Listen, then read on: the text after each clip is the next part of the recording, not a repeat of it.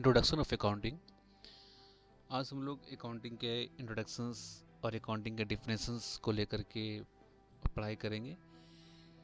Accounting का एक अच्छा खासा डिफिनेशंस है जो कि according to the American Institute of Certified Public Accountants के द्वारा दी गई है। Accounting is an art of recording, classifying and summarizing in a significant manner in terms of money transaction and events that are in part at least of financial character and interpreting the result thereof।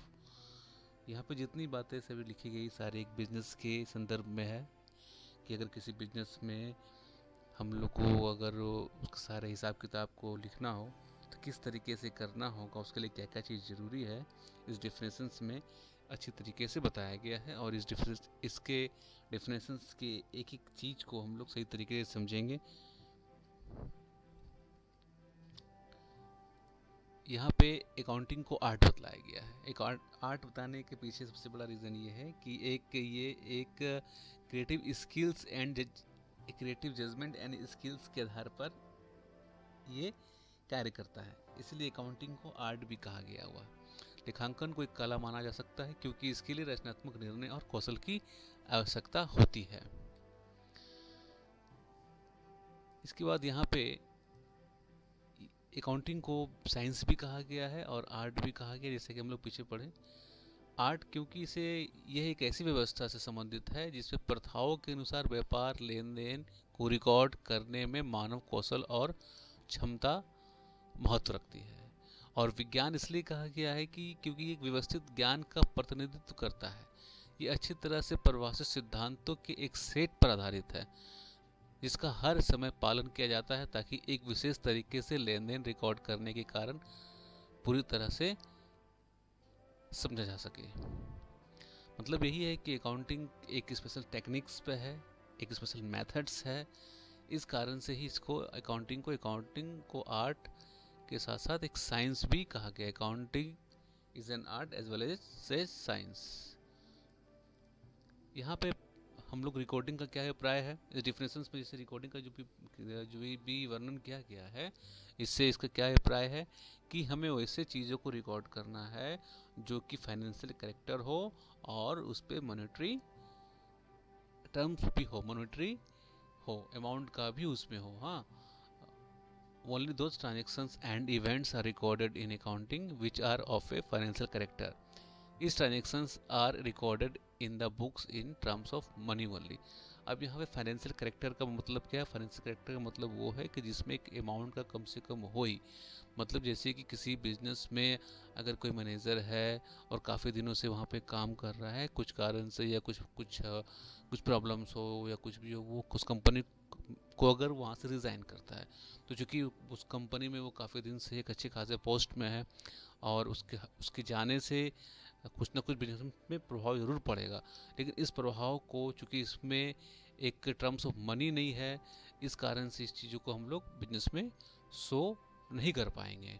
और एक चीज़ ये भी है कि suppose कि अगर हम लोग मार्केट में या किसी सामान का अगर फर्नीचर खरीदे या कुछ ट्रक या कुछ सामान खरीदे, वहाँ पे क्वांटिटी का हो या लीटर्स में हो, तो उसको भी अकाउंटिंग में उसको अकाउंटिंग में नहीं दिखा, इस पर शो नहीं कर पाएंगे क्योंकि वहाँ पे अमाउंट का अगर कमी है तो एक प्रॉपर ये नहीं होगा। सपोज़ कि अगर वहाँ पर लिख देंगे कि हम लोगों ने इतना पीसेस फर्नीचर खरीदा, अगर फर्नीचर खरीदा तो हम लोगों ने एक एंट्री कर दिया, लेकिन इससे हमारा प्रॉफिट एंड लॉस और ट्रेडिंग नहीं बन सकता जब तक वहाँ पे अमाउंट का ना हो। तो हमें मालूम चलेंगे कैसे कि कितने पैसे लगे हैं। इसलिए इसमें कहा गया है कि only those transactions and events are recorded in accounting which are of a financial character. These transactions are recorded in the books in the terms of money only. ठीक है। In the small business where the number of transaction is quite small, all transactions are first of all recorded in the books called journal. अब यहाँ पे जो recording process हो रही है और जिस तरह का ट्रांजेक्शन्स को हम लोग को इसमें रिकॉर्ड करना है, उस प्रोसेस को हम लोग कहते हैं जनरल। जनरल में ही हम लोग सारी चीज़ों को रिकॉर्ड कीपिंग करते हैं। हाँ, तो एक स्मॉल बिजनेस के लिए क्या है कि इसको हम लोग जनरल बोलते हैं, जहाँ पे डाटा को रिकॉर्ड किया जाता है। और जब अगर ये व्यवसाय बड़ा हो तो वो जो होता है वो वो सब उसको ग्रुप वो सब डिवाइड कर दिया जाता है वेरियस सब्सिडरी बुक्स में। जैसे कि सपोज कि अगर छोटे व्यवसाय हो तो केस का 10 ट्रांजेक्शन होंगे या सेल्स के 10 ट्रांजेक्शन होंगे, तो उसमें हम लोग मेंटेन कर सकते हैं। लेकिन अगर बड़ा बिजनेस हो तो उसके लिए एक सेल्स के काफ़ी सारे ट्रांजेक्शन हो सकते हैं, परचेज के काफ़ी ट्रांजेक्शन हो सकते हैं, कैश के काफ़ी सारे ट्रांजेक्शन हो सकते हैं। तो सारे के लिए एक स्पेशल बुक बनाते हैं हम लोग, ठीक है।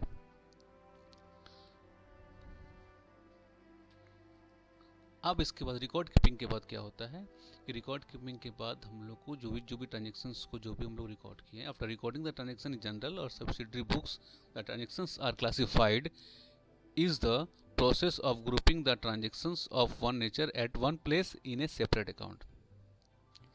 अब यहाँ पे 20 तरह के ट्रांजेक्शन्स हैं, तो उस ट्रांजेक्शन्स को अगर हम लोग को उसके नेचर के हिसाब से अलग अलग उसको रिकॉर्ड करना पड़ता है, ताकि उसका बैलेंसिंग फिगर वगैरह हम लोग को सही तरीके से मालूम हो सके। तो ये जो अलग अलग को रिकॉर्ड करने का तरीका है हर नेचर के, जो इसको क्लासिफाई करने को, इसी प्रोसेस को हम लोग लेजर भी कहते हैं। The books is which various accounts are opened is called ledger. अब वहाँ पे क्या है कि एक क्लासिफाई कर रहे हैं, क्लासिफाई करने से जो भी हमारे हर नेचर के एक्सपेंसेस या हर नेचर सेल्स या परचेज जो भी हो, वो एक सेपरेट अकाउंट बनता है, और ये जो अकाउंट बनता है उससे हम लोग लेजर बोलते हैं। After recording the transactions in general or subsidiary books, the transactions are classified. Classification is the process of grouping the transactions of one nature at one place in a separate account. Correct?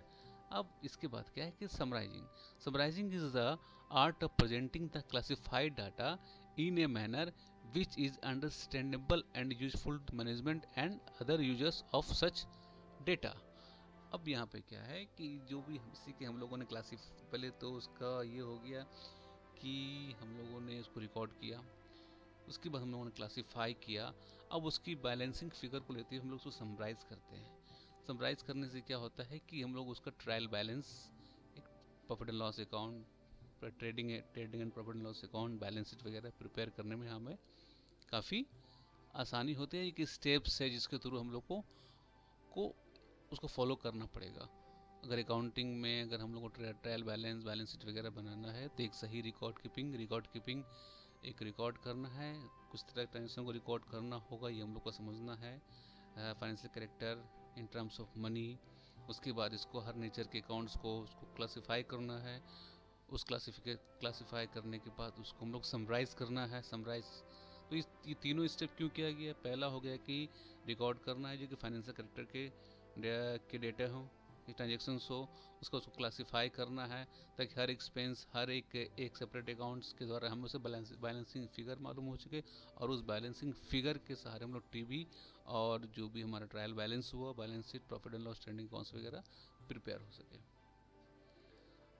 अब इतनी चीज़ें करने के पीछे क्या है कि हम अपने रिजल्ट को इंटरप्रेट कर सके इन फ्रंट ऑफ हमारे प्रोप्राइटर हैं या वर्कर्स हैं या बैंकर्स हैं या क्रेडिटर्स हैं, ताकि हमें बिजनेस को लोन वगैरह मिल सके, या कंपनी के मालिक सही स्थिति को जान सके, या वर्कर उसको समझ सके, है ना। In accounting the result of the business are presented in such a manner that by trading in profit and loss account and balance sheet that are party interested in the business. अब इसके बाद क्या है कि हम लोग उस result को हम लोग कम्युनिकेट कर सकते हैं। एक accounting functions also include the communication of the financial data to the users who analyze them as per their individual requirement. जो डेटा वगैरह प्रिपेयर होती है उसको हम लोग एक इंडिविजुअल यूजर जिस तरीके से अपना इसको यूज़ करना चाहें या अपने एज पर रिक्वायरमेंट वो उसको यूज़ कर सकते हैं। तो देखिए एक ही अकाउंटिंग डिफिनेशंस में कितने सारे चीज़ अगर हम लोग को समझ में आते हैं, अगर उस डिफिनेशंस को हम लोग